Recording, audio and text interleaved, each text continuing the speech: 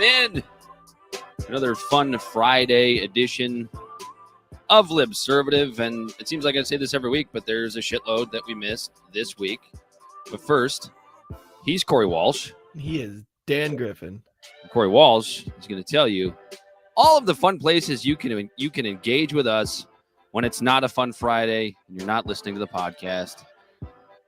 Yeah, when we're not here live doing the show, you can catch us on Instagram. You can catch us on Twitter at LibservativePod. You can read the transcripts of our beautifully written monologues on our Libservative podcast at wordpress.com. We're on Facebook at Libservative. And you can find this podcast on any stream. I mean, on any podcast stream that you may use. So real quick, give us a like, a follow, a share, a review. It'll really boost the numbers up, get more people to join the conversation, and make this community a hell of a lot more fun. Most importantly, make sure you tell your friends with extreme opinions. We like to be called Nazis and libtards all within the same episode. If that happens, it's a beautiful thing. We're doing something right. Yeah. If we got the extremists on both sides telling us that we're crazy, then it takes one to know one, I guess. Left, Corey. It's about right versus wrong. Don't you forget that. You're right. What you drinking today, Dan? I'm drinking a dirty martini that I may have made a little too dirty, a little bit too much olive brine in there, but salty and delicious. I also have a couple beers sitting around here for when this is gone. Yeah, same here. I got some Atwater Brewery. I got some water, and I got some Yellowstone bourbon. We're about to get hammered and have a good shit because that's good to me. Okay, what are we going over this evening, Corey? We got Freedom Convoy updates. We're talking about Trump. We're talking about Clinton and a blast from the past of 2016. We're going to talk about Ukraine because we're all trying to figure out what the hell's going on there. And then some feigned outrage that we both felt. And then going to give AOC some props. Yes, that feigned outrage being this narrative being floated around out there that you can't get an organ transplant if you don't have a COVID vaccine. And now that's true, but it's not really that simple. And we can't forget. Yeah, we can't. You mentioned the Durham report, right? I talked about the blast from the past with Clinton and Hillary. And AOC, you got something right. We've got some Facebook funnies. Yeah. Well, we got to start with this Freedom Convoy update. Yeah, you're going to play the Canadian national anthem again.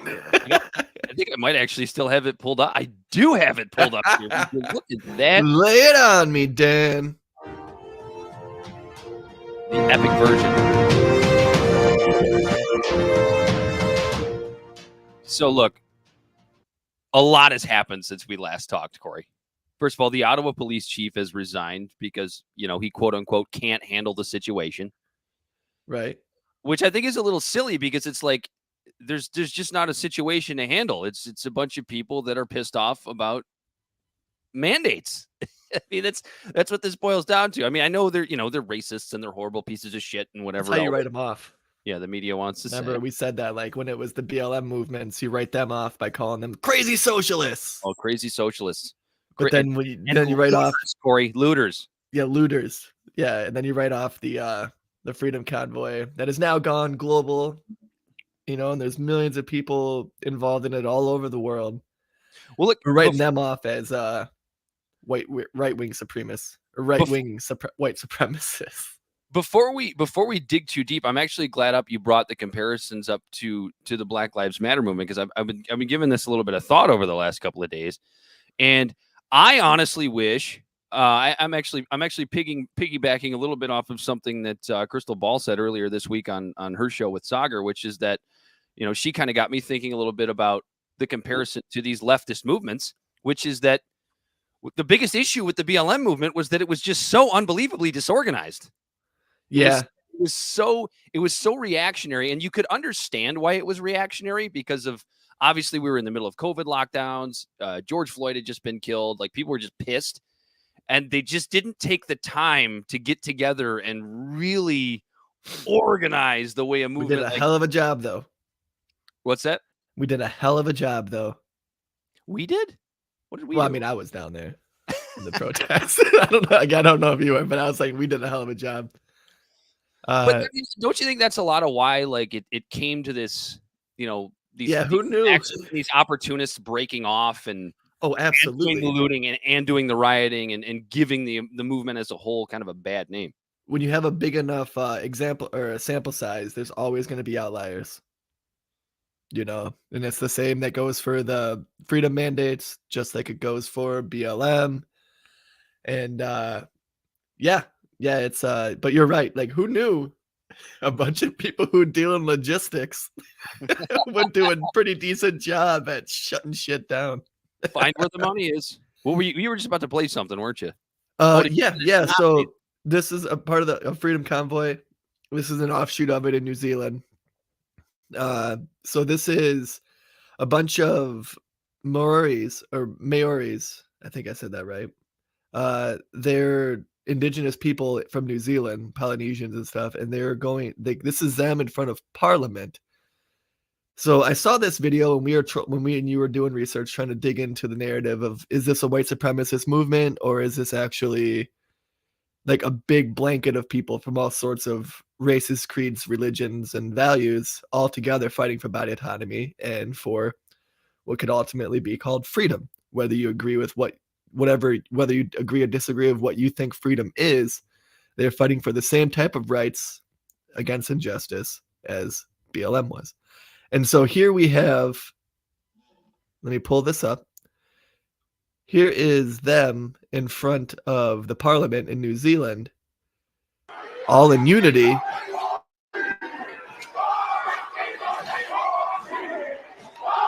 Thousands of them all out there protesting. Yeah, this is similar to there is apparently a large Native faction in Canada as well. Yeah. So I guess they're all just white supremacists. And so I was looking this up. So for people that are just listening and they're not seeing this, the chant you're hearing is these people in their native tongue doing this dance, and there's just the whole crowd is doing this dance together. And I was like, oh, that's kind of cool. Gave you the goosebumps. You're like, that's cool to see unity and whatnot. And so I decided to look up what this dance was, right? And then when I read this, I was like, holy shit. You're not a rugby fan, are you? No. I'm not. But that is but I do like international rugby, and New Zealand's very good. They're called the All Blacks, and they do their little native dance before each game, and that was kind of similar to it. Yeah, it's the haka dance. It's a dance of challenge and war, like saying "Bring it on, motherfucker!" Basically. And they're doing this to Parliament. Bunch of white supremacists, Dan. What'd you say? I said, see how ignorant we sound, though? I know, because they don't know shit about it. But it's they're out there doing that dance, basically telling the Parliament in New Zealand, like, bring it on, motherfucker. Intellectual idiots we are. We don't claim to be anything else. Justin Trudeau invoking the Emergency Act in Canada. The last time that was acted was in the 50s, I think it was, when some prime ministers were killed. No, it was a different act. It was something act. It shows how much we know about Canadian politics. But no, this is a brand new act that wasn't even brought into law until 1988. This particular thing has never been used before. Yeah, they said it was too extreme to use because they were trying to initiate it during COVID. And they said it was too extreme. Right. But, a bunch of truckers sitting around peacefully protesting, trying to get mandates lifted somehow. It's okay to use it right now. So apparently the Emergencies Act, which came into law in 1988, I'm looking at it now here. This is from Canada's Department of Justice, is a federal law that can be used by the federal government in the event of a national emergency. The act contains a specific definition of, quote, national emergency that makes clear how serious a situation needs to be before the act can be relied upon.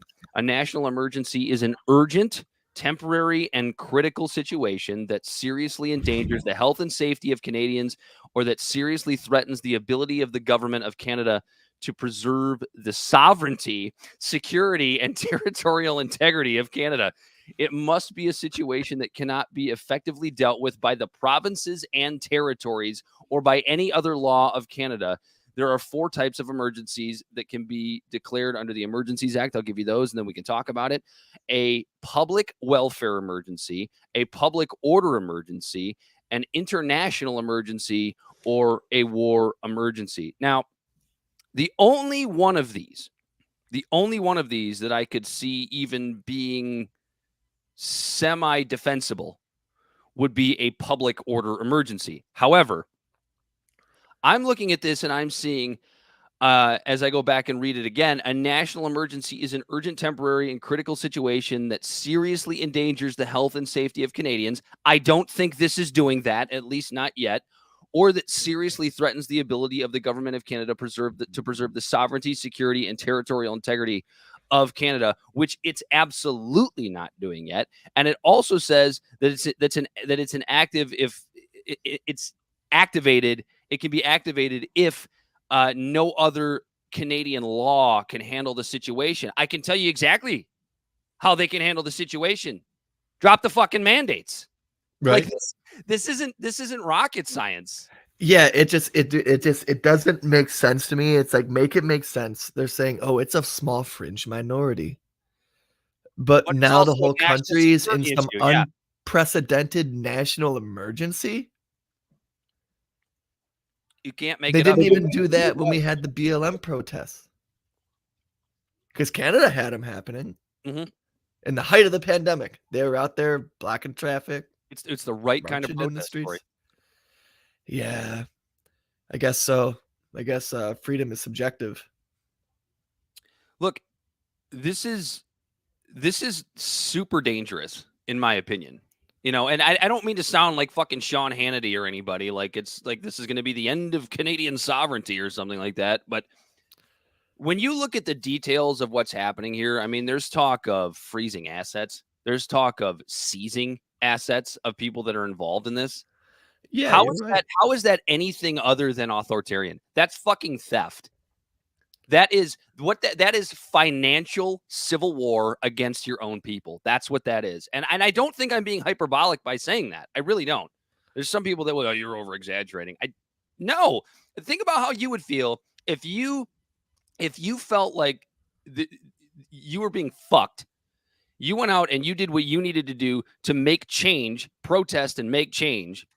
And then the government decides to punish you by taking your fucking livelihood away, by taking your money away, by taking your trucking license away. Right. It doesn't make any sense. Am I out of line here? Am I being hyperbolic? Am I going if over the top the with same people that are attacking this haven't been talking about how body autonomy has been attacked for the last 30 years when they try to undo things like Roe versus Wade and attack women's productive rights in countries all over the world, then I might say, yeah, but it's clear that what's good for thee is, or what's good for me ain't good for thee. Like, I'll give you a great example. Can you imagine if there was some sort of occupatorial, I don't even know if that's a word, protest in the United States or Canada, what doesn't even matter, anywhere, over abortion rights. And you had a conservative government that decided you were a dangerous group and decided to seize your assets. Well, we saw the occupatorial groups, you know, with Chaz and Chop and stuff in Oregon and all those areas here in America. And the same media that was praising those people on and trying to downplay it are now calling this what the right-wing media was calling them, an insurrection. And it just blows my mind. And actually, my monologue is like about this whole thing. And if you want, I'll just read it now. Get after it. Yeah, pitter patter. Let's get at her. Perfect timing for Canada talk. Right? Yeah, we've been watching a lot of Letterkenny lately. I haven't labeled it yet. I was thinking maybe a tale of two protests. But I'll read it. Here we go. Let me take a sip of my whiskey.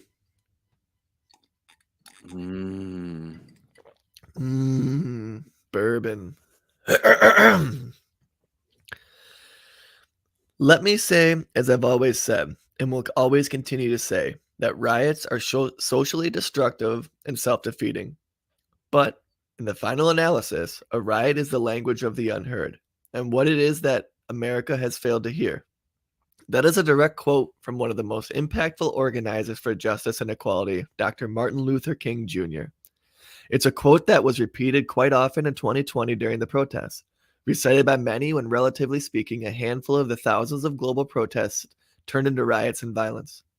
To break it down, the doctor is implying that people that are so downtrodden, treated unjustly, and then ignored after expressing those grievances time and time again, there comes a point where people will rise up and stand up for themselves by any means necessary, pushed to the point just to be heard, forcing you to listen. George Floyd being murdered in a broad daylight by a police officer was a catalyst that led to millions participating in one of the biggest movements we've seen in our lifetimes. Enough was enough. It was time to take to the streets and demand accountability for injustice. Injustice that was once intangible to large swaths of our country, that had come to the realization that in a short 8 minutes and 46 seconds, that in a lot of instances there was two Americas. One they took for granted, and one that if only a few shades darker would change how people see them when walking down the street. I myself was swept into the fury to see people die innocent on the street, murdered by those who swore an oath to serve and protect. I showed up to the marches with a sign that read, "Why is holding people accountable so controversial? Why is wanting public servants to be held accountable to the same standards you and I are such a divisive topic?" When boiled down like that, the answer is easy. It isn't. We collectively as a whole, with a fraction of a percent of outliers, of course, want liberty and justice for all. For God's sakes, it's in our Pledge of Allegiance. So how does something that we inherently agree on become such a partisan issue? The answer is corporate media and their ideological pandering narratives to their bases, creating sensationalized, character-esque books to drive up views and clicks or drive up profits. Divisive rhetoric that strokes echo chambers and tamps down any sort of inclination of dissidence or dissent. Look how terrible these people are. Look what they are doing. These broad statements can be attributed to either side of the aisle based on their own self-righteousness. Divide and conquer? Nah. Divide and multiply. Profits, that is. Don't believe me? Let's take a look at the recent Freedom Convoy. 2 years ago, after George Floyd protests of 2020, radicals are causing chaos in the street. There's dark money funding these protests. Violence and unrest should not be tolerated. Lock them up. They're causing irreparable damage to the communities and businesses. They are terrorists. This is an occupation. Or one that I can't help but laugh at because of the hypocrisy was all too clear. They're blocking traffic. What about emergency vehicles? Can you guess which movement these statements were propagated and which side of the aisle that was blowhorning it into the ether? Can you guess when these mantras were repeated over and over again on nightly news, trying to discredit and disparage the other side? The answer is both, 2020 and 2022. The protest in Canada honestly didn't interest me when it came to fruition. I mean, I was sympathetic. I strongly believe body autonomy is body autonomy, whether it's a woman deciding what to do with her body regarding her reproduction rights, or when it comes to personal decisions about one's body and what they want to do and don't want in it. You want the vaccine? If you're vulnerable, I'll urge you to. But mandate it? Coerce people through threatening their livelihood? That's not freedom. But don't take my word for it. There's a set of ethics called the Nuremberg Code that states the very same. The voluntary consent of human subject is absolutely essential. This means that the person involved should have legal capacity to give consent, should be situated as to be able to exercise free power of choice without the intervention of any element of force, fraud, deceit, duress, overreaching, or other ulterior forms of constraint or coercion. But I digress. Canada is a sovereign country. Our government, bound by the Constitution, already had the dispute settled. So as I felt compassion for our neighbors to the north and nodded in solidarity to the Freedom Truckers and their convoy, I knew where I stood, where we as a country stood, compartmentalized it, and moved on to the next hellstorm that was flooding the airwaves. That is until I started to hear the talking points, the broad statements and large brushstrokes painting the protesters as one monolith, grouping them all together under one ideology of white supremacists and racists. One-click glance at social media and Twitter feeds would tell you otherwise. They were of all colors, religions, and ideologies who were way more organized, less destructive, yet still causing the same amount of economic damage that the protest prior did. When I heard the left-wing media, the media I listened to when the right-wing pundits were squirming to not use racial slurs on television during the 2020 protests using the same divisive rhetoric that the conservative media heads were using, I squinted and muttered to myself, these motherfuckers. How are we falling for this? How do we time and time again fall for these shenanigans? You could take the very same headlines, switch BLM with Freedom Convoy, and the only difference would be the media outlet's logo next to the ticker.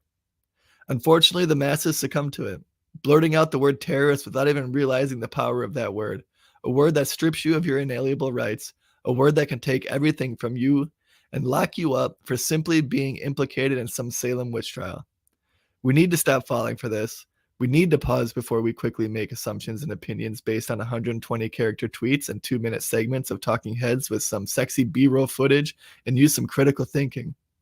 You can disagree with either protest and try to explain it away, but the same rights awarded to you are awarded to everyone else, whether you agree or disagree. And if you cheered when cops stood down during BLM protests but screamed about the lack of action from police during the Freedom Truckers, or if you cheered when the trucks blocked the Ambassador Bridge causing economic damage but tweeted, if those bastards blocked the road in front of me, I'd run them over, then congratulations, here's your fucking Kool-Aid. I think my favorite thing that you said in that monologue, Corey, was that you could almost take any headline and replace BLM with Freedom Truckers or otherwise. You could, dude. And nobody would have any idea, because I saw a tweet earlier today. I wish I could remember who it was from, but it was like, is it still liberal to support dissidents even if you don't agree with the whatever the movement is, whatever the dissidents actually is? And I protest, man.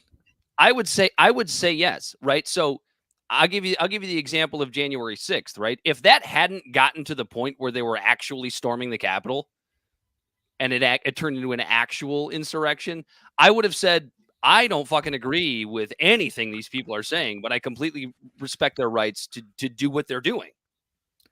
Right. But now that both sides are calling each other, and this is what pisses me off about this the most. Because like I said before, like in the last episode, when you first brought this up, I was like, that's cool. Good for them, But I could give two shits. Shout out to Dakota here joining us from Germany. Yeah, from Germany, all the way in Germany. Coming in, man. Or lady, I don't even really know. You don't have an actual picture. It's Dakota, man. All right. I don't even know if I said that right. I might have said that wrong. But it's everyone's like, this is what's really making me upset about this is everyone's using the word terrorist. This word was also used during the BLM movements. When you label everyone terrorist, you are literally insinuating that their rights aren't the same as yours and you want them taken away. We lock up terrorists in Guantanamo Bay. We waterboard terrorists. You know what I mean? Like, we don't give them their constitutional rights. We alienate people by calling them terrorists. And you know what we also do to terrorists? We do drone strikes on them. It doesn't matter if these terrorists, in quotation, are children or women or anything. Once you're labeled a terrorist, you're just no coming back from that. And it's just being flung around so easily. And words are important. Yeah, words are super important. But we see that with all sorts of words. Like, we've talked about this many times before, Corey. Like, the word racist in and of itself is a word that, unfortunately, to me is kind of lost its meaning. Like, it's losing its luster, because when everyone's a racist, no one's a racist. Yeah, when I see that somebody has been labeled a racist by media, or and on the other end of the spectrum, socialist or communist, you see those words and you're like, really? Like, let's actually look into this. And like, racist it used to be a word that meant something, and it doesn't. The word racist around so liberally. Yeah, the word racist, especially, it's like, we don't have to call people racist. Like, don't worry, you'll know they're a racist. they'll make it very clear. They'll show fast. But yeah, man, it kills me. Like, when BLM had Chaz and Chop in Oregon and stuff, it was, the right-wing media called it an insurrection. The left-wing media called it a commune. Now it's flipped and reversed. Now it's an occupation. It's an insurrection. It's an occupation by the right. That's what they're calling it. And the right is calling it just a gathering. You know what I mean? And it's just like when in reality, it's It's certainly closer to what the right is calling it, but the problem is the right is claiming it in a way that they don't really fucking deserve to, which is what always happens, which is something that the right always does better than the left. They go out and they claim these things. They go out and they claim Joe Rogan for their own, even though Joe Rogan is in the no right way loves that. right-winger. They love finding one token. They do a fantastic job of that, and that's exactly Kyle Rittenhouse, Joe Rogan, Jordan Peterson. That's exactly what they're doing with this freedom convoy. Even though they're even if it was started by right wingers, we talked about this a little bit in pre-show prep last week, but I never actually had a chance to say it. I heard people mentioning, how could you support this? It was started by these crazy right wingers that wanted to overthrow the Canadian government. And first of all, I didn't even look into whether or not that's true. And here's why: I don't fucking care. I don't care how a movement gets started. I care about what it ends up representing and how it finishes. I think the example I gave you, Corey, was if for some reason a bunch of neo-Nazis and right-wingers decided to start a protest over, some sort of phony conspiracy theory Jewish cabal in the media, but it ended up evolving into this like all-encompassing movement for like religious freedom, I would support that movement too. I don't care how it got started. I care about what it represents at the end and how it finishes. And I don't think people, at least in the the media side of the left, are really giving any acknowledgement to that when it comes to the freedom convoy. Yeah, absolutely. It's insane to me. It's the double narrative, man. It's just. I will actually play devil's advocate for a second. And that is that, like, these Canadians that are upset about this, if you're upset about it because it's inconvenient and you're upset about it because you can't get to work and all these blockades and it sucks for your life, believe me, I empathize. I think Corey does as well. Like, I imagine that this is a humongous pain in the ass. Oh yeah, like I said before, like the constant honking would probably piss me off to no end. But you know who would love it? My 2-year-old son. Like trucks, eh? So is my son a white supremacist now? Because he likes the honking of the trucks. Yeah, because he loves semis and big trucks. Well, we already established he's an anti-masker a few weeks ago. We did, yeah. Actually, it was more than a few weeks ago. maybe a couple months ago. Oh shit. So I just reached out to Dakota and I said, "Hey, Dakota, stick around. We're going to talk about Ukraine and would love to get a German's opinion." And he says he has his cameraman ready to go. All right. Yeah. I don't know how we invite people. Shoot us an email, Dakota. Yeah, libservative, was it libservativepod@gmail.com? Yeah. Dakota. Sorry, Dakota. I apologize. But yeah, it's absolutely insane to me that it's just, and everybody's falling for it. The very people that were quoting, and that's what I was trying to get at, is these very people that were quoting Martin Luther King, going, well, rioting's the voice of the unheard, and the right was calling them terrorists, are now calling them terrorists. And it's just insane to me. It's an email address. I got it, Corey. Okay, cool. And then yeah, it's just that's what I think that's what actually is bothering me about this. It's just like I said in my little monologue there, is that you could literally take you could copy pasta the different little mantras that both sides are saying and just change the logo of the company, logo of the news outlet, and the date, and it's the exact same thing. So I think one of the things that I also find interesting about this is you often heard excuses, and look, actually the word excuses is probably not the best word because that can be taken the wrong way, but you often heard the rationalization during the poor part of the BLM movement, which was the riots and the looting, You often heard sometimes, you have to riot and do some financial damage to make actual change. Now, me, as somebody who's traditionally been a leftist, I can actually hear that and really understand it. I don't necessarily agree with it, but I can definitely understand it. But now the truckers they're not doing any physical damage to anything. They are doing some financial damage by. Yeah, they've done the same amount of economic damage in the 3 days of blocking the bridge, or the 5 days, or how many days they did as BLM did. Yeah, it's not ideal. Yeah. Yeah, we got Dakata's blank email. I'll send him a link here in a second, Corey. Yeah, for sure. Is there anything we want to get to before we get to Ukraine? I think that basically covers it. I mean, everybody knows how we feel about the truckers. We love the truckers. Yeah, no, and obviously this protest is working. A lot of the provinces are dropping their mandates now. Even on the here south of the border. It's funny that we're the only ones that can say that here in Detroit. Or the south of the border for us. We're the only area in all of America that you have to drive south to get to Canada. And that's south of the border. Here in Michigan now, we're starting to drop mandates and things like that. And I think at this point it is starting to get kind of political, because like when you look at the science, you look at the math.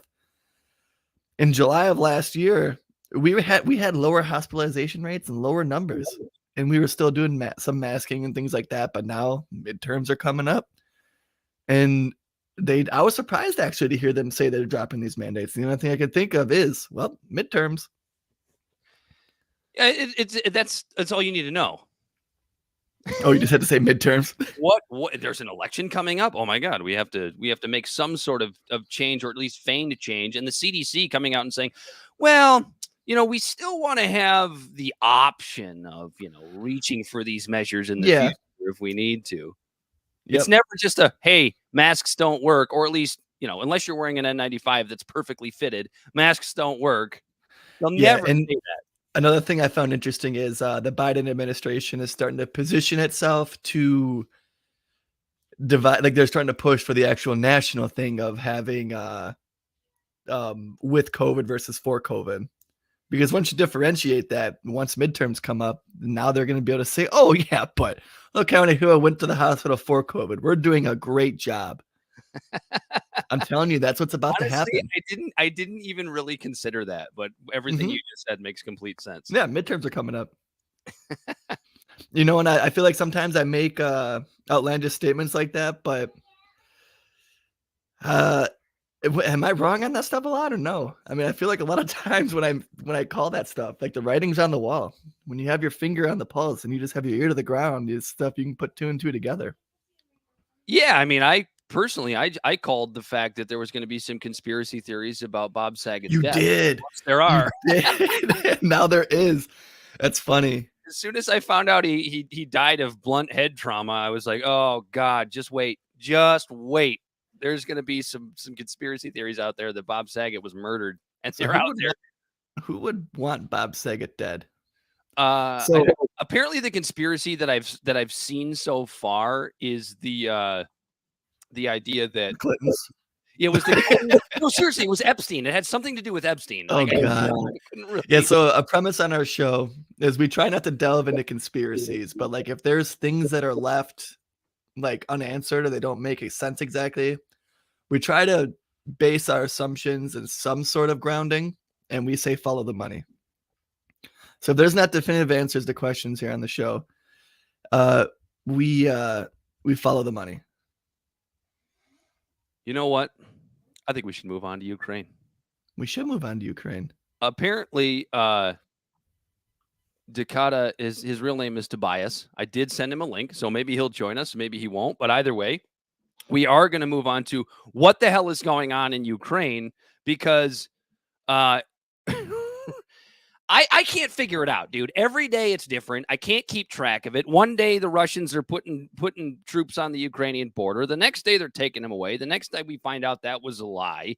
And they're escalating. They're de-escalating. Now they're not. Now they are. Nobody seems to have a clue how many U.S. troops are actually in Eastern Europe.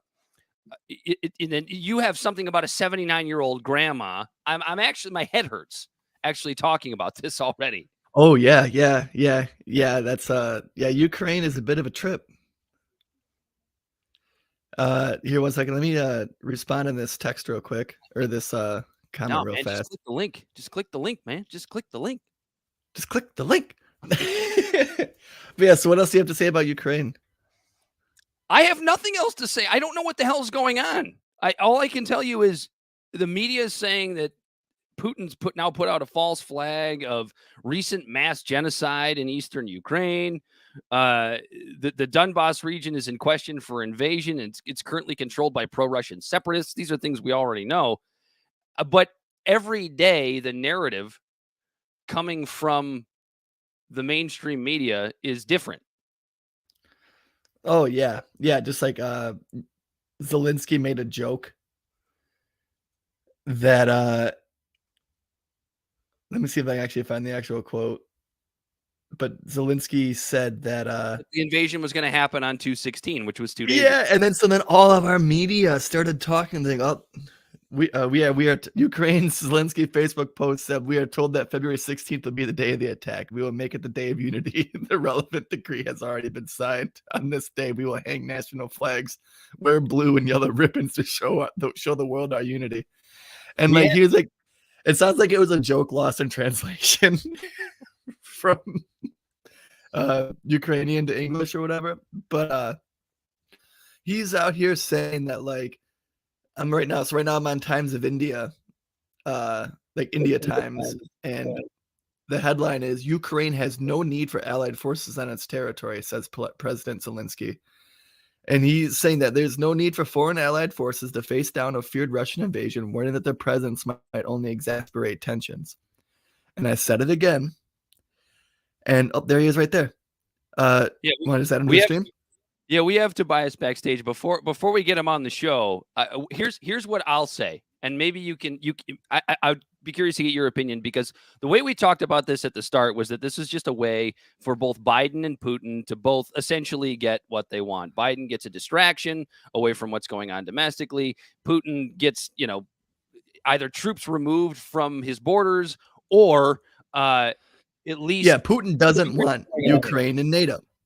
That's what he doesn't want. There was a verbal agreement made in the late 90s that we wouldn't keep expanding NATO, and since then we've added other states.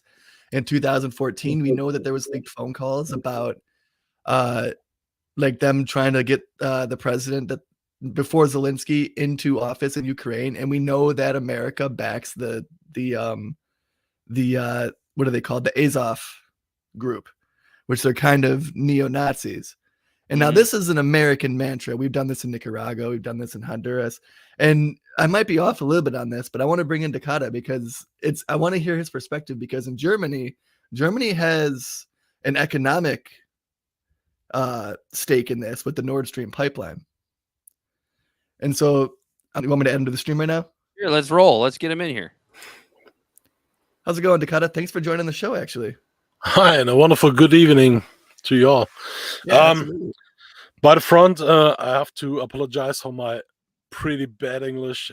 So we have a lot of words that I have to go to the Google Translator to understand you all. But in the end, I think I'm very good at the point where you are now. And for the first, the Ukraine problem is not a problem of Germany, by the way. Right. So we as the Germans, we have much of political problems. The Ukraine problem is a thing we covered that all under the Corona crisis. So we have this on the list, but in a German media, it's not the big thing. In the German media, we have big Corona, big oh my God, all this Corona, and you know what I mean. And the truly big political things like the Ukraine crisis and all that shit is in Germany. It's not happened because And all we have is Corona. We have no other things in Germany. See, that's so interesting. It's interesting that you say that, and we get this perspective coming straight out of Europe, which Yeah, is from Stuttgart, by the way. from Stuttgart. Yes, Yeah. I have never been. Actually, I was supposed to take a trip into Germany in the I've met many Americans here, just from the U.S. Army, because they have Holocaust and Yeah, like military that's bases. what I mean. My English in some ways it's too bad. It's the U.S. Army base like this. Yep. And we have so much Americans here, and I loved it before Corona. I have met so much of them in the pub, and Americans like to drink. Yeah, I know Germans do too. No shit. I've met so much of this in the pub, and I have so good evenings with American guys from Texas, from Los Angeles, from New York, from everywhere, from the army, and I have so much fun with them. And since Corona, that's out. That's never happened. So fuck Corona, by the way. But in the absolutely. end, it's so in Germany we have one big problem. In Germany we have not the thing that we think about. What is the risk about Corona? What is the risk about the actual Omicron? In Germany is, oh my God, we have to act. We have to act. We all gonna die. Dude, that's funny because in America, it is the way, And it's so interesting that you say that, Dakota, because the way that the Ukraine problem is being portrayed here in the States, and by the way, we're thousands of miles further away from any conflict than you will be. It is this unbelievable existential threat.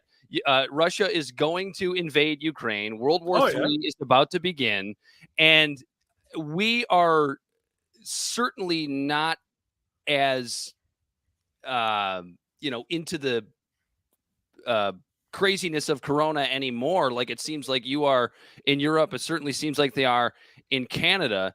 So I think both sides of that coin are super interesting. Yeah, the point from Germany is, in the end, no one in Germany cares. They are a few people who are politically interested. They know what is happening there, and they know that we are just a grasshound before a war. But the most people in Germany get distracted because of Corona. That's no joke. Right. No one cares about any war in Europe because anyone is just looking on Corona. Even though you're right. That's Germany. That's Germany at its best. Yeah, but I think that also shows that the existential threat is actually it is non-existent. Because the fucking problem is, when we ignore that shit and that got out of control, we as the Germans, we are the first that are fucked up. Yeah. So okay. No one in Germany cares really for the problem. But the first thing, when the Ukraine go on war with the Russians, the first one who is fucked up is not the US. The first one who is fucked up is Germany. Thank you. But no one cares in Germany, because in Germany, the first problem of all and the biggest problem of all is fucking Corona.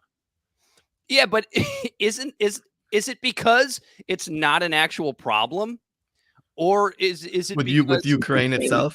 Yeah, is it because it's not seen? Ukraine is not actually seen as a problem in Germany, or is it because there's no. Corona is the biggest problem. The Ukraine is a big problem for everyone who has the favor to think really in the world we're living in. But the problem is, Germans don't live in this world. Germans live in, I don't know, they live in other spaces. I don't know. That's the really problem interesting. Is the only thing Germans care at this moment is Corona. Can we live with Corona? Can we have a Freedom Day? Everyone in the world, US, every country in the world has a Freedom Day, but Germany plans a Freedom Day mid-March.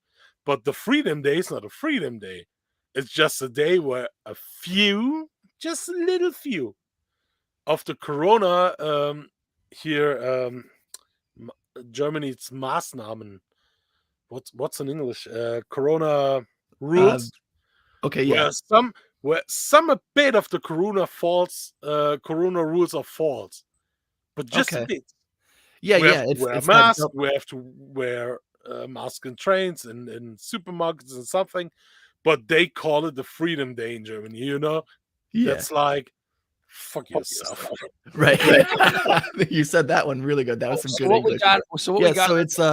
It's kind of here with the double standard of like we just had our Super Bowl, and Come on, everyone in I this. sit here in front of my setup like I sit here now. I have my main screen. I have my second screen, and I watch the Super Bowl like every year, and I love the Super Bowl as always. Oh, it's and watch it with some people on Discord, and I see 100,000 people in this stadium, and I say, "Come on, what the fuck is wrong with Germany? Why the heck? Why the fucking heck we can't have this in Germany?" That's not happening. So that's what makes Americans mad, though. Bundesliga right now, Dakota. No big crowds in Bundesliga. That's this time. No chance.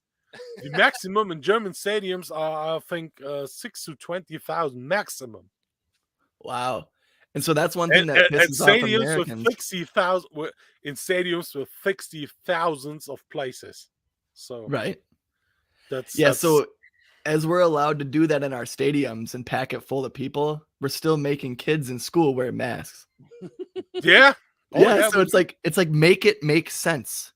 The problem is, I think at the end the big problem in Germany is, and that's not funny for sure. Everyone who's not believe in that what the state says, and this whole left thinking about all the politicians, is automatically in Germany you are Nazi. That's the same thing in America. I stand there. It was 3-4 days ago in a Twitch chat, and I said, "Come on, why we are in Germany always had this Corona panic? I get banned." And it seems awfully fucked up that, especially in a country like Germany, your people would be willing to throw the word Nazi around. Oh yeah, we love that. We love to throw the word around. Oh God, everything. So that's like in America, the word is racist. We call everyone racist. Racist in America is not a deal in case of this. The problem in Germany is you have you always in every country you have the line of politician. You know, you have the left side, you have the right side, you have the middle, and you have the bit of left, you have the bit of right. You know, so always between the extremes. But in Germany, the complete politician is cut from the middle, a bit and a bit and a bit and a bit wider to the left. So there is no middle. Okay, there is a middle, but the middle is so much at the right. Yep. The middle is so much at the left that the middle, who was the middle the last 20 years, is the Nazi side. Everyone who says, when I said, I'm not a fan of the Corona rules because the complete peoples are go broke and the firms don't have any chance to survive because of Corona rules, you know, then I'm a fucking Nazi because I hate the people who die from Corona. Do you know how much? Do you know how often I have to listen to this shit? It's no different. It's no different here. It's exactly. You'd be surprised. Here, it's the same thing. So here, so much of a shit. Like here in America, a lot of us, you know, like me and Dan both are pro-vaccine, but we don't want the mandates. We don't think it should be forced. Now, if you tell people that you don't think it should be forced, you're considered an anti-vaxxer and that you want people to die. Even though I've gotten it. Corey, by the way. Dan, sorry. You're good. Go ahead. Corey, the problem in Germany is the people would be vaccinated because it's Germany, you know. But the problem in Germany is you have so much Dr. Facebooks, you have so much oh no, when you get vaccinated, you die instantly. Yep. You become the vaccinated, you go instant death. Yep. It's all the extreme stuff. Yeah, they're putting That's what the people. microchips. No, but I've worked. I'm come from the event management, so Corona was my death. I'm And sorry to I hear that, worked man. for a few weeks in a supermarket, and at the supermarket there worked a woman who have a kid and a normal woman. So, and she taught me in a mid pause in a shit. That's why I hate my English. I'm sorry. No, you're good, man. You've been fantastic. Better than my German. Yeah, your English is 100% better than our in German. in a midday, in a lunchtime. lunch. Yeah. In the lunchtime. Yeah. She told me, "Oh no, I don't get vaccinated because I heard that fucks my brain and I get a brain, a brain Brain Yeah. fart. bad." Yep, gives you like an Something like aneurysm or that. a blood clot. Yeah. And I watched at her, and I was new in that firm, so I think, okay, don't say anything. But in the end, I Because think, you're afraid to be shut called a up. Nazi, Shut- right? How the heck can someone in this work be so fucking stupid? Well, the problem is we have millions of this in Germany. If nothing So- else, it is good to know, Dakota, that it is the same shit going on across the pond as it is right here. We do have to move on, Dakota. We're going to let you go, but we do appreciate you joining us. And Yeah, Dakota, please like, follow, and share, because we definitely would sure. like to Thank have you so someone from much. Germany on the show more often. So much. Thank you. Dakota, Yeah, absolutely. Dankeschön. Have a- Blessed, man. Have a wonderful evening and have a good discussion. So you Yeah, know where I'm absolutely. standing in Germany is fucked up from this point. So Thanks don't so know. much for joining, man. Thank you too. Danke. Well, that was actually pretty cool. Oh, I hit remove and then you hit add. Whoops. Okay. That was an interesting conversation, just because I think oftentimes, Corey, on our show, we get kind of stuck in what's going on in the narratives in the United States. And, Right. And in the last couple of weeks, obviously Canada. It's refreshing, like you said, to hear that it's like that.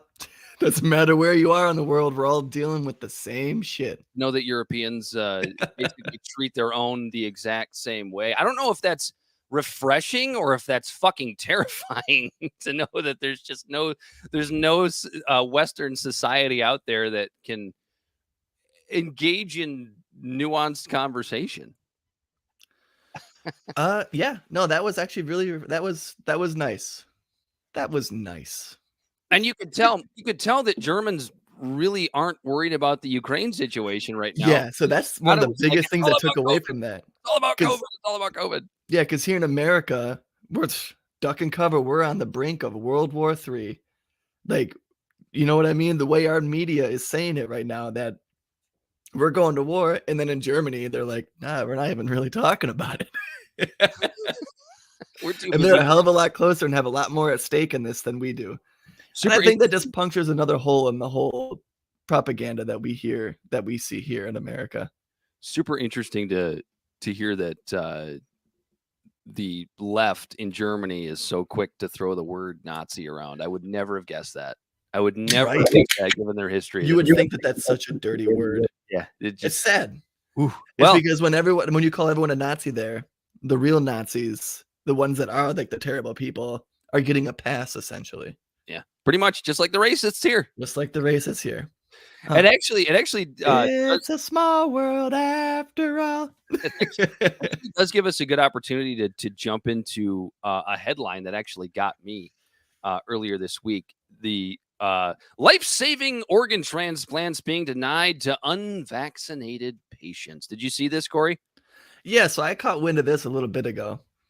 But then when we actually talked about it, I kind of like what we're about to talk about now. I was like, oh, wait, I don't know if this is necessarily like something to actually blow up about, but it's something that sensationalized headlines that are there to propagate divisiveness.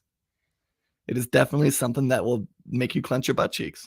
I'll give you the latest one. DJ Ferguson, age 31, suffers from a hereditary heart condition that causes his lungs to fill with blood and fluid. He's been on the transplant list for quite some time.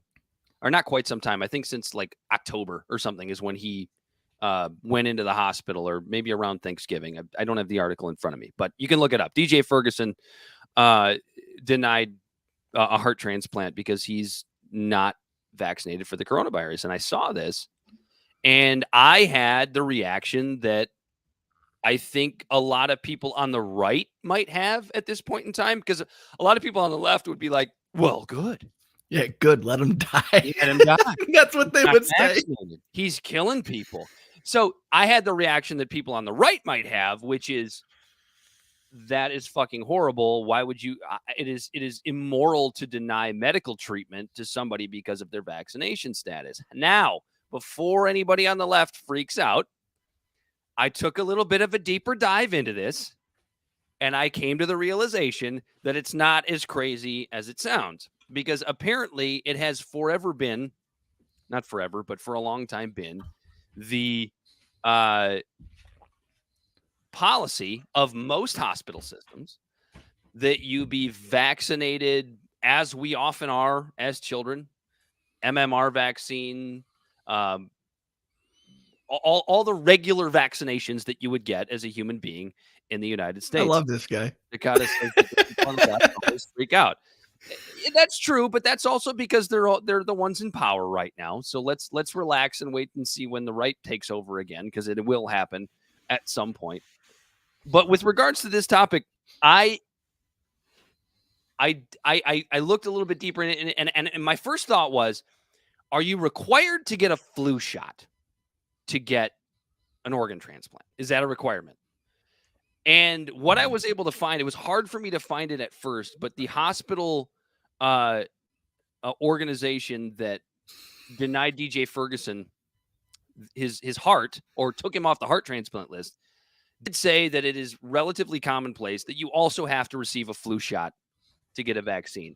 So it's this sensationalized way by the right to say, oh, they're denying people organ transplants because they don't get the COVID vaccine. While on the surface, that is true. Underneath, what they miss is that you're also required to get all these other vaccinations. And the reasoning behind this is because you are trying to set the patient up for the best chance of survival, because you have to deplete somebody's immune system after you give them an organ transplant. And the reason you have to do that is because you don't want the immune system to attack the new organ. Yeah. So while originally, and then I'll let you go ahead, Corey, originally I did have that reaction of, fuck these people. Fuck these people for taking this guy off the heart transplant list because he won't get vaccinated. But when you actually look into it a little bit deeper, it actually does make a little bit of sense.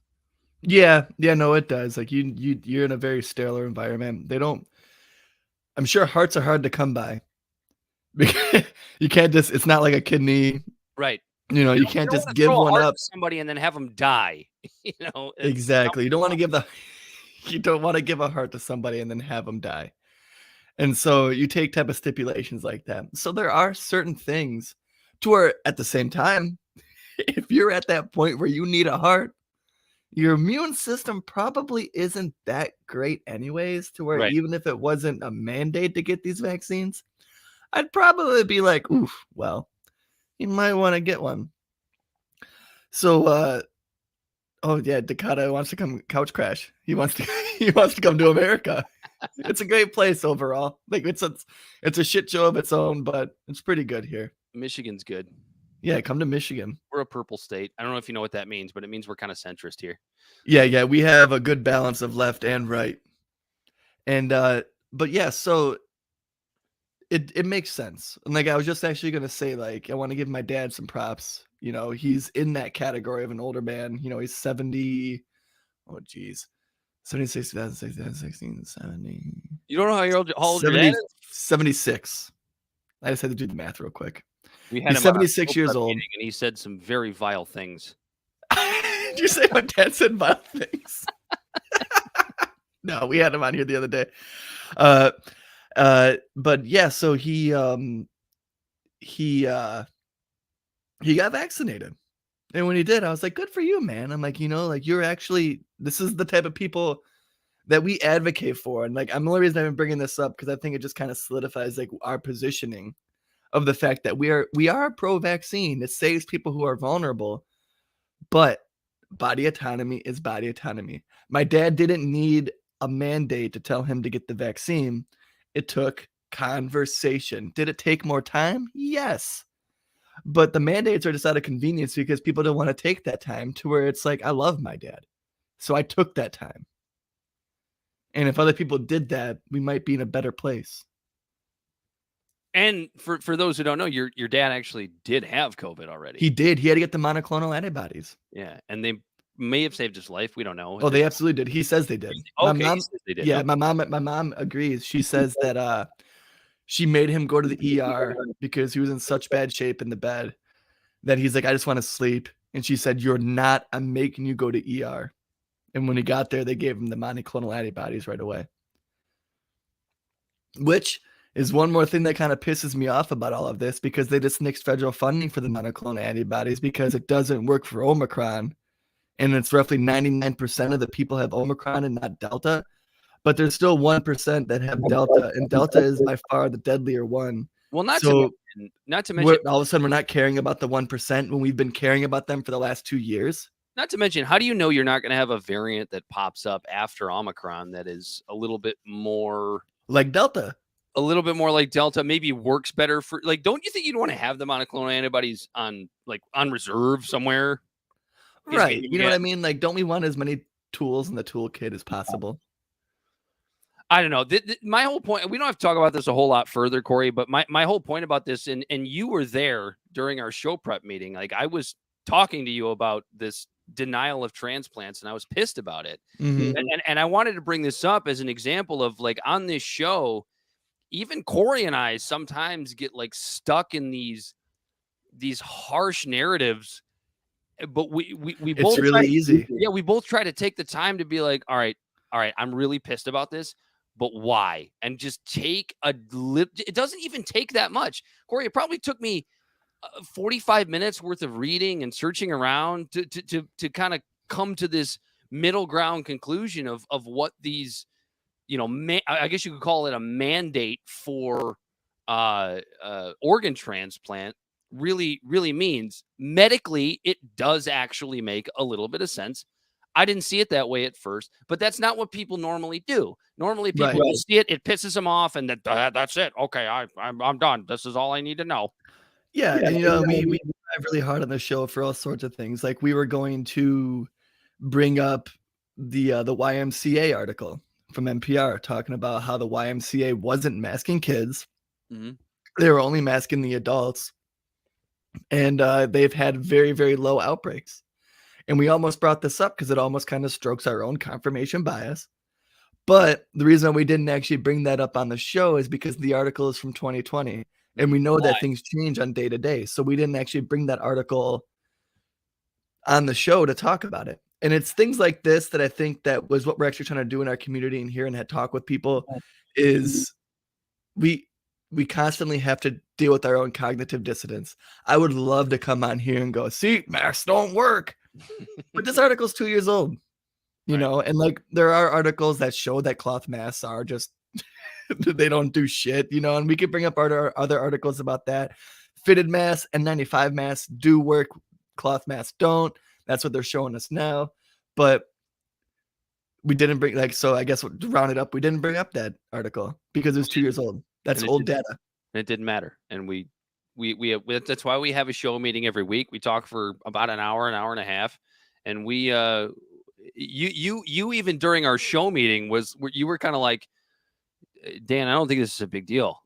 I think you need to calm the fuck down. Like, we calm each other down when we find these things that are meant to get a rise out of you. And sometimes it works even on us. We're intellectual idiots. We're not. And I think and that's why I think it's warranted when we do get pissed off about narratives, because we actually do the work. We actually dive into this stuff. Yeah. Speaking of narratives, Corey, you wanted to talk about Durham. Man. You want to talk about the Durham report? A blast from the past. It's 2016 all over again. Can I just say this? Are we in a place now? And hey, we should ask Dakota about this. Maybe he'll answer in the chat. Are we in a place now where it's just socially acceptable to demand that your political rivals be thrown in prison? Like that's like where we are now. I'm curious to know if that's what it's like in Europe or anywhere else, because that's what we do here now. Hillary should be in prison for her emails, and now Trump should be in prison for these whatever. We'll talk about this a little bit more later, but these 15 boxes or whatever it is of files that he took to Mar-a-Lago. And then, now we have this Durham report that basically suggests the Clinton campaign was spying on the Trump campaign. And everybody should be in jail. Well, just because you're a political rival, just go to jail.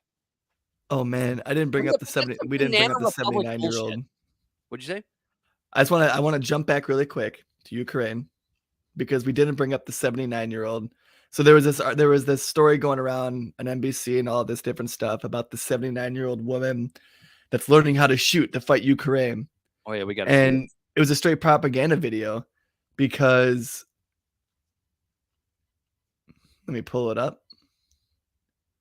Here we go. Today? Oh shoot, where did it go? So I accidentally switched away from it because of the fact that I was finding all this stuff.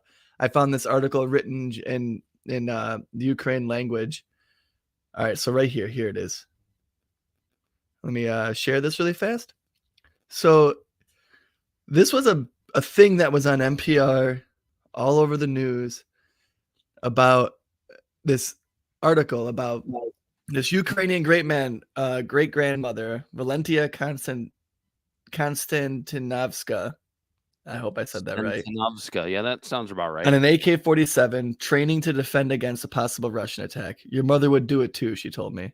And so this article gives this rosy thing about how here it is right here about how this girl is out there practicing shooting a gun to help Ukraine.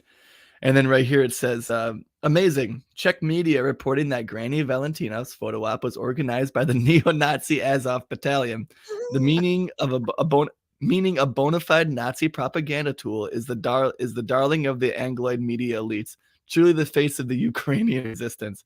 And so this woman, as you can see in this photo, let me see if I can find one of the photos right here. Here's a video. And you see, real quick, let me stop that. You see that marking right there? That's the Azov Battalion. Yeah. Hold on, pause it. Go back and pause it for a second so people can see it. I wish I could point to it. I wish I had John Madden's telestrator here so I could circle it for you. Right there. There it is. That yellow shield. There it is. So for our listeners right now on the screen is this yellow shield that has what looks like a sort of a Nazi emblem with like lightning bolts kind of thing. And it's the Azov Battalion. And now this Azov Battalion is this right-wing separatist group that is literal neo-Nazis that America is funding to help fight in Ukraine against the Russian separatists. Well, you know how that goes, Corey. We've talked about everything that's going on over the last, whatever it is, 14 or so years in Central America and South America. We love to prop up right-wing governments, don't we? We love to prop up right-wing. Oh, yeah. This Bandera Lobby guy goes, first time watching the ABC's 7 New York. For a moment, I thought they were doing a story about the neo-Nazi Azov Regiment, but instead, they just moved on to clips of Tony Blinken and Jake Sullivan and then go back to the New York City crime stories. And like, they're showing neo-Nazis training Ukrainians. But that's not said in our media. You know what's so funny is that 99% of ordinary Americans would not realize that's what that symbol represented. Oh, I know. And it's insane to me, dude. It's just, yeah, I just shake my head. I just like this propaganda. It's literally just propaganda. You know what, Corey? That is proof. That is just hard proof. Who says that? Is that Alex Jones? I don't know who says that. That is just hard. That's just hard proof. That's just hard proof. There's interdimensional child molesters. Is my Alex Jones pretty good? Interdimensional child molesters.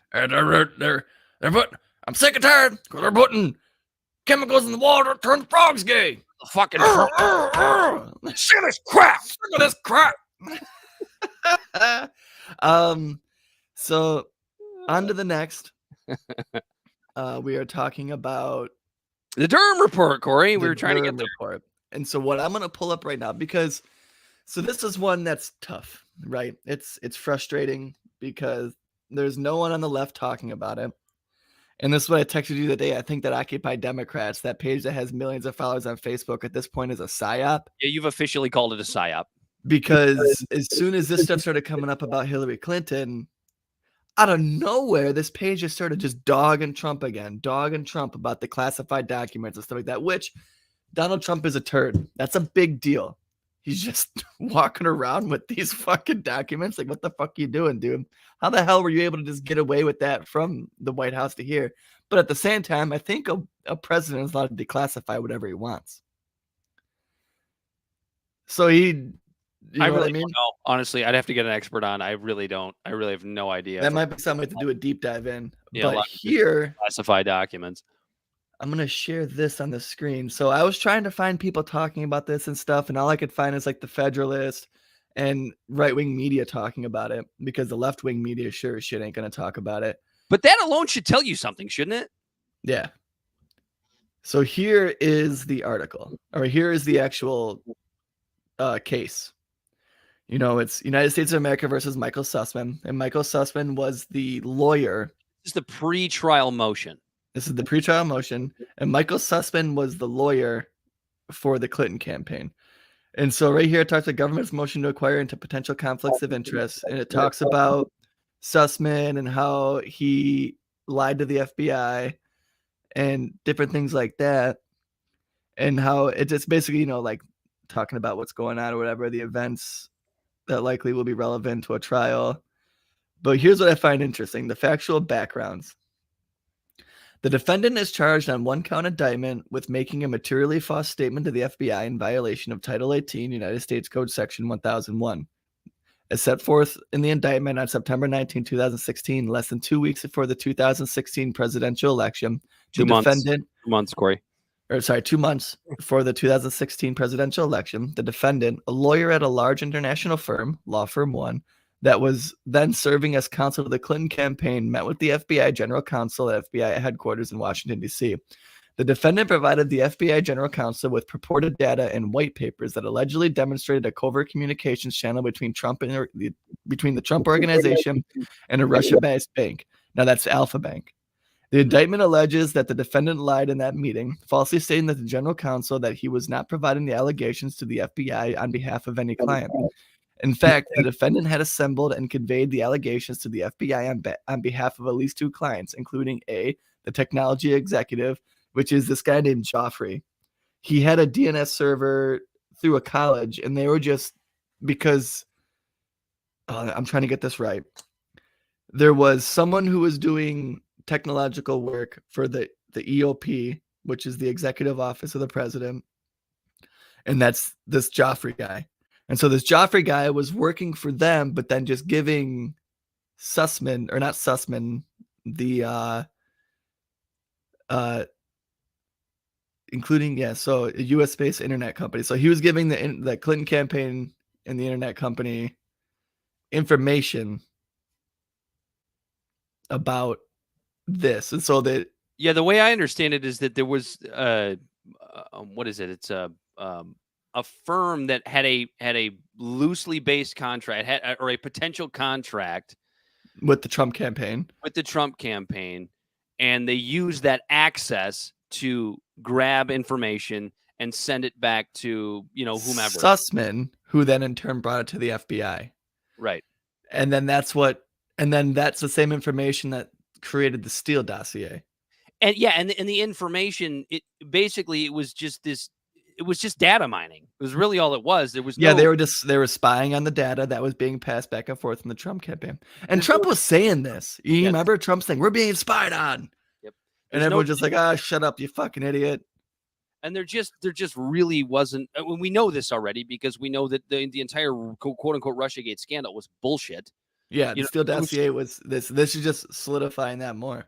There's just The nothing. defendant's billing records reflect that the defendant repeatedly billed the Clinton campaign for his work on the Russian Bank One allegations. In compiling and disseminating these allegations, the defendant and Tech Executive One also had met and communicated with another law partner, Law Firm One, which I'm assuming is Sussman, who was then serving as general counsel to the Clinton campaign. Yeah, Sussman. The indictment also alleges that beginning in approximately 2016, Tech Executive One had worked with the defendant, a U.S. investigative firm by Law Firm One, on behalf of the Clinton campaign, numerous cyber researchers, and employees at multiple internet companies to assemble up purported data and white papers. In connection with these efforts, Tech Executive One exploited his access to non-public and or proprietary internet data. Tech Executive One also enlisted Tech Executive One also enlisted the assistance of researchers at a U.S.-based university. That's what I was just about to say. There was a college involved in this, who were receiving and analyzing large amounts of internet data in connection with a pending federal government cyber security research contract. Tech Executive One tasked these researchers to mine internet data to establish an interference and narrative tying then candidate Trump to Russia. In doing so, Tech Executive One indicated that he was seeking to please certain VIPs, referring to individuals at Law Firm One and the Clinton campaign. Yeah, so that was what we were just talking about. With that, we were just stumbling through. Trying to talk about as intellectual idiots. We're just a couple of morons trying to interpret an actual legal. We're doing our best, Dan. And here's what's important about this, Corey, is like this is the actual document. I mean, if I think we probably should share this in the show notes so people can go, and read it for themselves, because I wanted to make sure that I had the actual pretrial paperwork, the actual case number, and not an article on this, because everyone is going to take this and spin it any way they want to play on to their narrative. So how do we feel about it as intellectual idiots? Because I think you've gone over basically the meat of what this entire thing is. So I will go first. I'm immediately looking at how the media is framing this. So let's start with the right-wing media. The right-wing media is framing this that this is definitive proof that Hillary Clinton illegally spied on Trump and belongs in prison. The left-wing media narrative would be radio silence. Yeah, well, no, they're starting to talk about it a little bit, starting like today or like yesterday. And all I've really been able to find is that this is just a big nothing burger, because you can't tie Hillary to it, and there's no evidence of the Clinton campaign, quote unquote, personally spying on the Trump campaign. And the thing I find interesting about that is that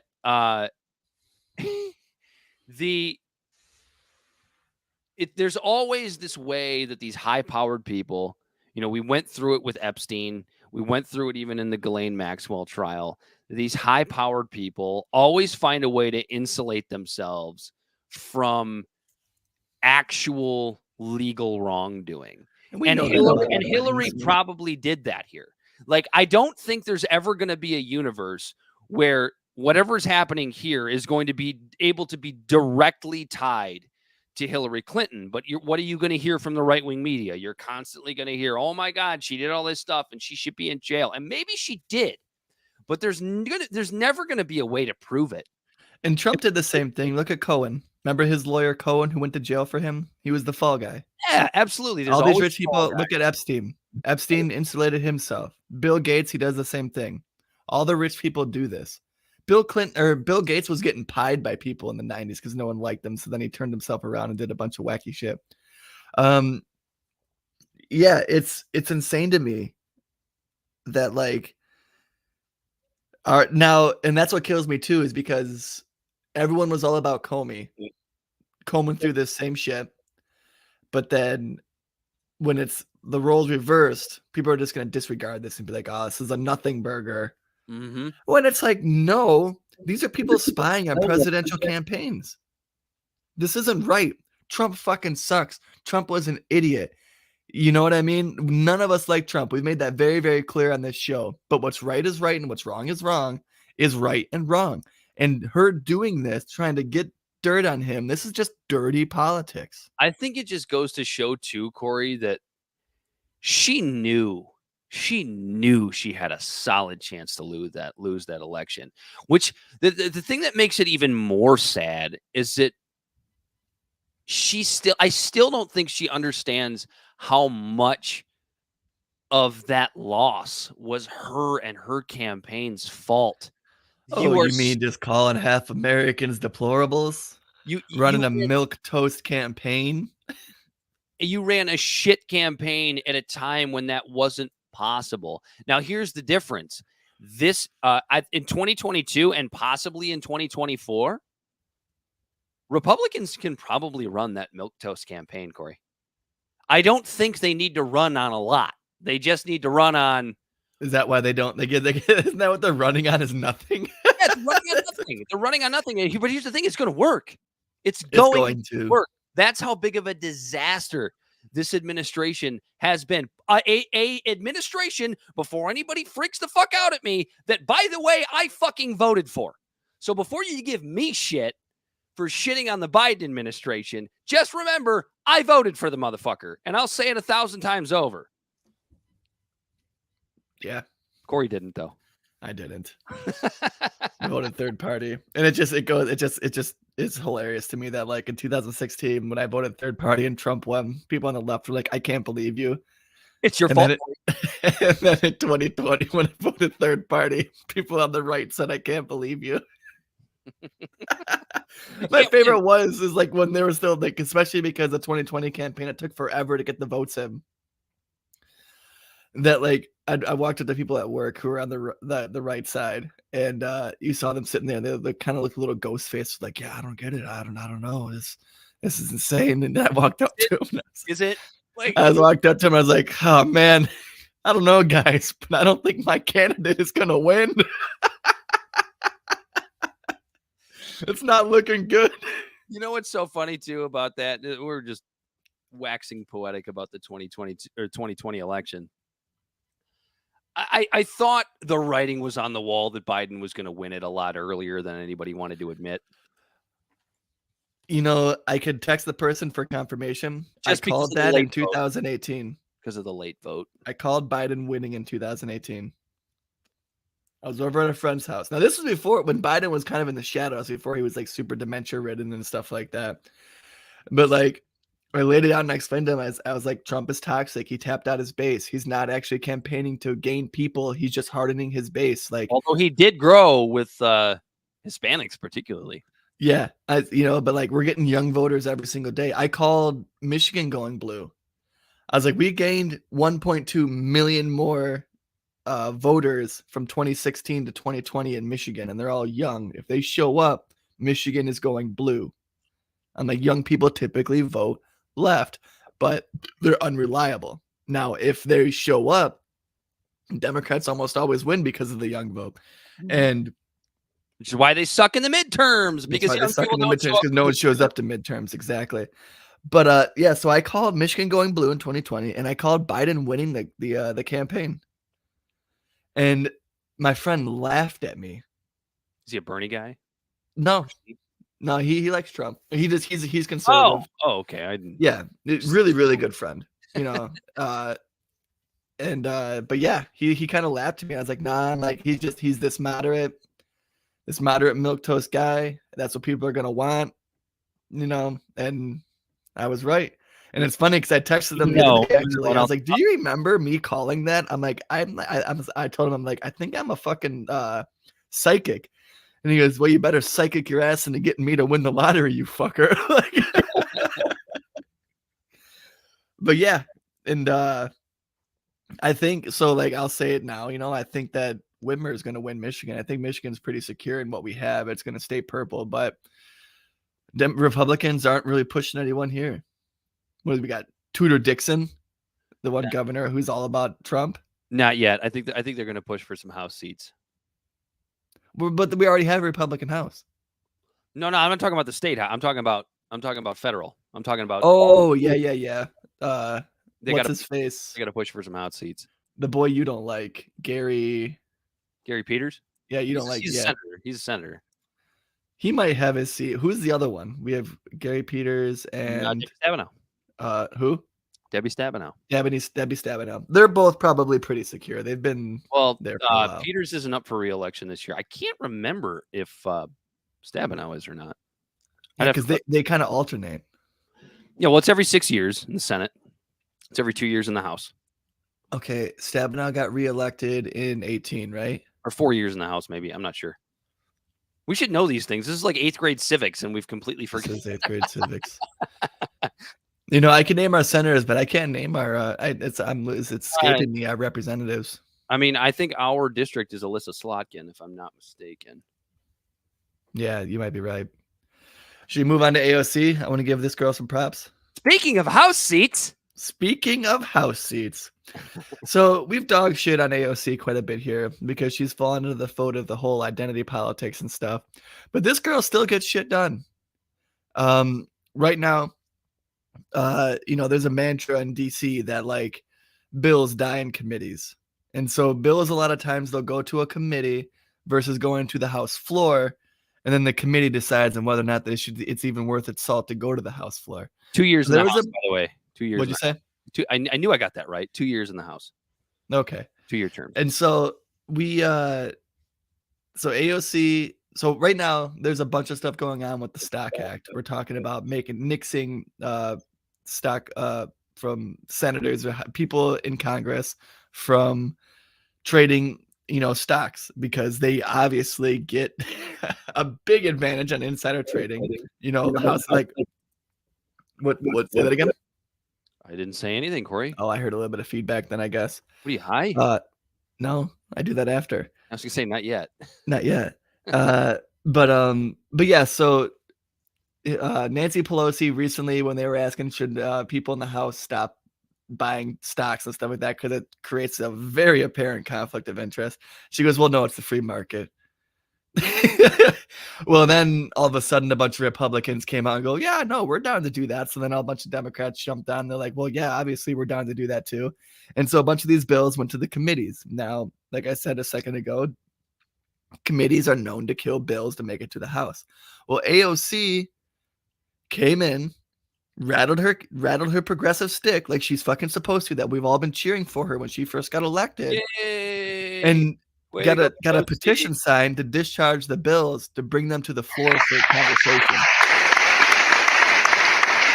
And now that's what a true progressive does. Fuck the identity politics. AOC, you did a really good job with this, because now all of these conversations are going to be out in the open and on public access television. We're going to get sound bites from them. We're going to be able to actually see this shit happening versus it being hidden in a committee in the basement of the Capitol building. So I wanted to give her some major props on that. We dog shit on her when she wore her Eat the Rich shirt or Tax the Rich dress or whatever, hobnobbing with the elites. We dog shit on her when she voted to give Israel more missiles. And we were like, what the hell is happening to our progressive friend? Because she ultimately cucks out. She almost always ultimately cucks out to the Democratic establishment. But and she didn't do that this time. She didn't do that this time. Right. And good for her. I think, you know what I want to do? I want to start calling all these people a friend of the show, like AOC, whoever we talk about, because AOC is a friend of the show. And just because like there might be that small chance she calls us out and goes, I have no idea who these people are, but it gives us free clout. The issue with AOC is she's just another person where Trump broke her brain. Because she's all on board with that existential threat thing of, Republicans. PDS, man. Yep. I can't believe I fell for that shit. Republicans are going to kill the country. Like she has been compromised in that way in the identity politics arena. However, with this, when it comes to members of Congress being able to involve themselves in stock trading, it's not really an identity politics issue. It's just like the American people can see that exactly for what it is, regardless of whether you're on the right or the left. I don't think there's anybody even to the extremes that is an average everyday, working American that would look at that and go, oh yeah, I think it's cool that they're insider trading. Like, you know what I'm saying? It's right. It's something that is so bipartisan, even within the extremes of the way American politics goes. And that's just, and that goes to the narratives. Like, I mentioned that in my monologue when I was like, how are people divisive about this idea that BLM is fighting for liberty and justice for all when we all literally pledge this every day in schools? Because the narrative. Yeah. We have more in common than we have not, guys. But quit falling for this shit. We always fall for the shit. I know. We literally were just talking about how we literally strive to not. And I gave you an example of earlier this week. I gave you an example too. Yeah, exactly. Where I fell for it. And Corey had to talk me off the ledge. He's like, no, it's not that crazy with the vaccine thing. I was like, jump, you pussy. You want to finish the show off with some Facebook funnies, Corey? We're getting a little long in the tooth here. Oh, yeah, we can do that. Let's end it with something funny because this is fantastic. If you want to talk about textbook projection, listen to what this young man had to say Corey was the one operating the Libservative page at this time. So Corey was the one engaging in this conversation, just in case anybody wants to know. But this is just textbook projection. Yeah. So it goes back to the truckers thing.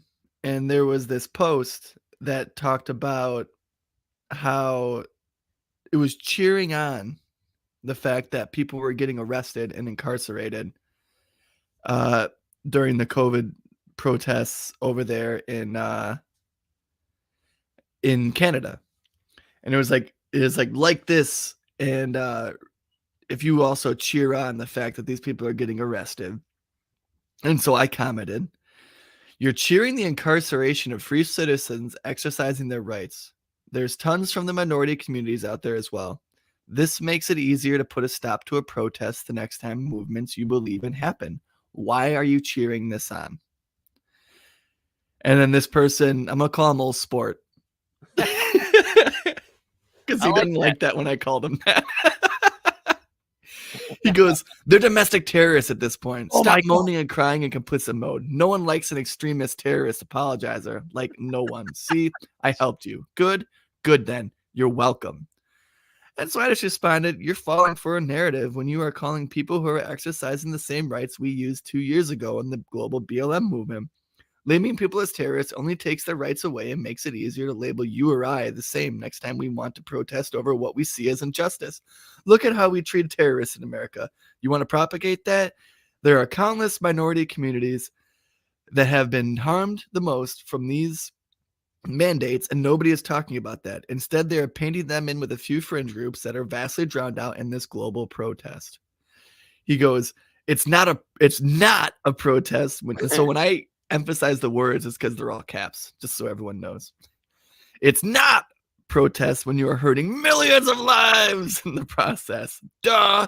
That's called terrorism, domestic terrorism, all because of whiny, petulant little crybaby overgrown children that are refusing to take a safe, logical, benevolent, tiny little shot. As far as you're trying to compare a bunch of whiny, moany adults throwing fits over having to be proactive about public health to what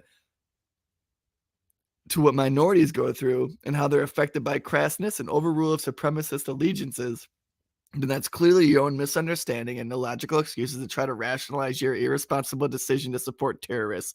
Good day. And I said, so let me stop you real quick. I called this absolutely classic projection.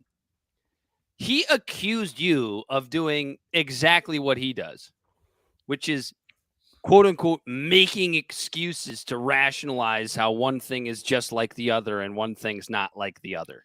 Right. Which I'm coming from a place of unity and freedom, and I've never seen censorship be on the right side of history. Yeah, me neither. And so then he said that. So then I was like, okay, well, I'm just barking up a tree. This is just a waste of my time. I said, you don't seem ready for this conversation. I'm sorry. Have a good day. And then so he says, okay, message received from the president of Blood American Fastest Bootlick Dingus Soldiership Fake News Net Government Complicit Duh.com. How long hashtag weak rebuttal, hashtag not a rebel. Just like all of the others, just like you. How long do you think it took him to write that? How long do you think it took him to like thesaurus all of those words? I have no idea. And so then I said, smooth. Our podcast says otherwise, but you'd have to listen for yourself. Winky face. Oh, here we go. Now it's And working. then he goes, I said, like it would take you 2 seconds of looking at our profile. This is on Instagram to see your assumptions are wrong, but I digress. And then she goes, your profile and podcast. Ha ha ha. So you digress. Laugh face, laugh face, laugh face. The egregiously displayed absentee to public health and concern for others is absurd and based on your Rogan-esque claims on your little old podcast. Laugh face, laugh face, laugh face. This is too great. So you're so bent and disturbingly devoid of factual observation and rationality that your best rebuttal attempt is to tell me to listen to your propaganda slinging podcast and randomly derive talk on your profile. Laugh face, laugh face, laugh face, explanation point, question mark, explanation point. I'm Dude. just amused by folks that delve themselves so deeply into their own unhinged narcissistic defiance to giving a shit about other people that they literally feel adequately justified in the delusions because they happen to have a freaking podcast and their own misinformed literature on a social network profile. Laugh face, laugh face, laugh face. That guy. That Mask guy. up. Or Facts girl. up.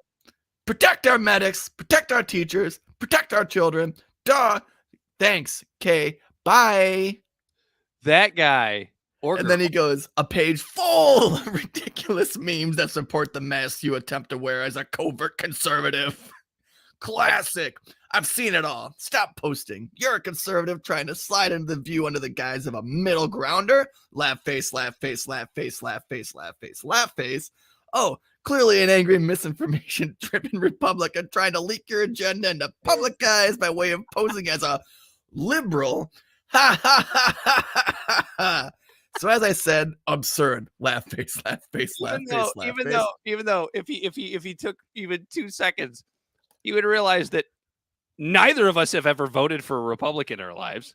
I literally, there's like when this was happening, it was literally like a Bernie tweet I shared on the page. Talking about everyone needs to pay their fair share. And then he goes, so as I said, absurd. Laugh face, laugh face, laugh face. Stay on your red pages and Putin servility pages. And then he goes, I'm smarter. Way. Not sorry. Hashtag care about public health. Hashtag duh. Hashtag mask up. Hashtag vax up. If not, then stay home and stop crying. Good day. This person. And then he just keeps going. You don't need to keep going. I think people get the idea of what this person is. This is somebody that literally spends 16 hours a day on social media. Has to. Yeah, and so what the funniest thing is like I fell asleep. You know, I go on there, I go on there, I comment on things, and I fall asleep, and I woke up to like more of this going on with more laugh faces and him trying to say that we're some covert psyop fucking conservative thing. And I woke up and I saw that, and I was like, oh my god! And I said, what a glorious echo chambered rant to wake up to. Thank you. Oh, and then he goes, hold on, let me predict what he says. I know you told me, but I think I know where this goes. He goes, echo chamber, haha, just another word that's used to explain away your bullshit. Am I something like that? On the right track? When I realized that this guy is doing what he is, you know, that's when I was like, I'm just going to keep pushing the podcast because someone's going to read this and get a kick out of it. Yeah. And so I said, you should probably listen to the podcast to get out of that echo chamber and join the conversation. So he goes, the very term echo chamber in itself is the epitome of a go-to cliche for anti-vaxxers. Just admit you're attempting to use an anti-public health profit to view an opinion and accelerate your fan base and build some attention points, which in all actuality makes everyone and anyone see your true colors and failed character as a human being. Are you going to carry on here all day because you obviously feel exposed and insecure about your angry spat shield due to being proudly careless about others and medics, teachers, public servants, etc., etc.? Are you just going to accept that your science is a sham and attempt to increase attention and traffic to your silly little gripe fest podcast? This is beyond obnoxious now. Stop spreading your lies and gullible public about your supposed rights. You do remember that you said your original rebuttal was about initially, right? About the term terrorism and supposedly trying to protect people of color, eh? No one is buying. What do you say? No one is buying it. Your entire agenda is exposed. Do I need to continue to expose it? Do I?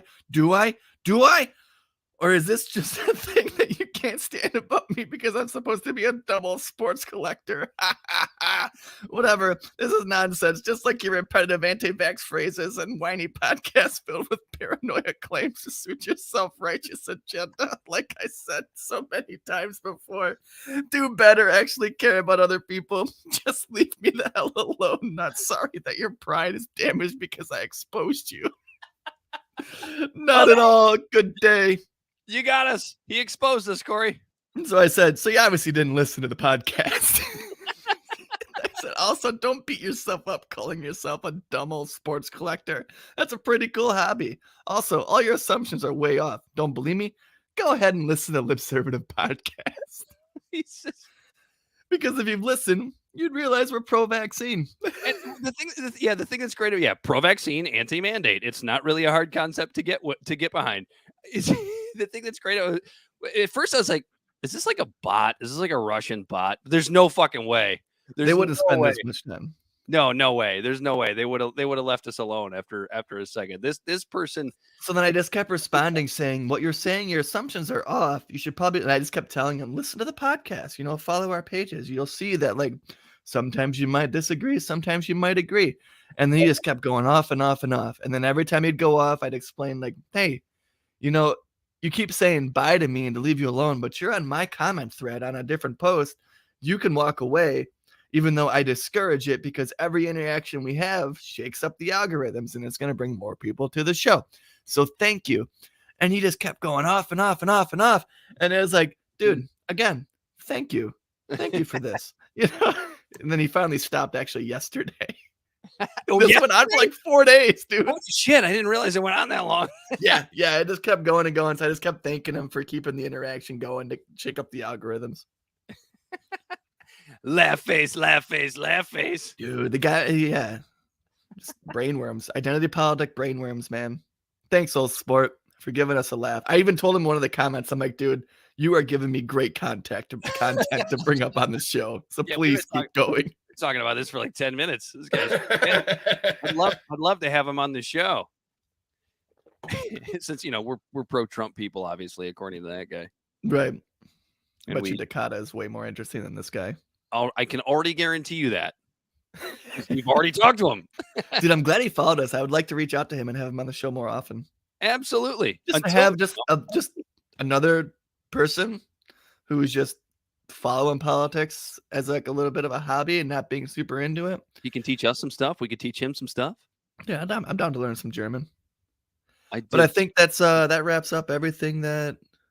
Yeah, where can the people find us, Corey Walsh? All right, Libservative Podcast. You can find us on Libservative Pod at Twitter and Instagram. You can find us at Libservative on Facebook. Our email, if you want to reach out to us directly, which is what Dakota actually did that we brought him on the show with, is libservativepod@gmail.com. If you want to hear our monologues that we say in every show, me and Dan switch back and forth, they're at libservativepodcast@wordpress.com. Go ahead and subscribe. We put stuff on there. We're on Twitter at LibServativePod. We are on a bunch of different, we're on Twitch at LibServativePod. We are on YouTube. Like, follow, share, wherever you are the most. Give us some ratings. Get us those five-star views. That will up our podcast so other people can listen to it. They can join in the conversation as well, because what we're here to do is just break the narrative and try to make thinking sexy again. And if you really like what you hear on the show and you want to tell your friend about it, just tell them where you heard it and invite them on. And we will all navigate through this fucking whirlwind together. Couldn't have said it better myself. Until next time, he's Corey Walsh. He is Dan Griffin. This has been Libservative, and we are out of here. McKay.